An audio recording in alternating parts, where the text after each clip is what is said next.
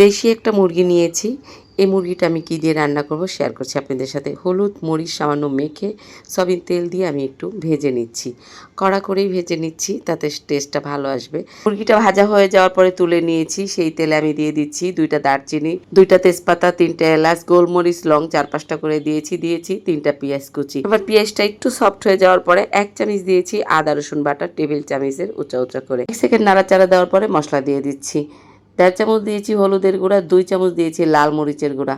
আমার এই রান্নাটায় বেশি মশলা আমি ব্যবহার করব না, একেবারে অল্প মশলা দিয়ে রান্না করব।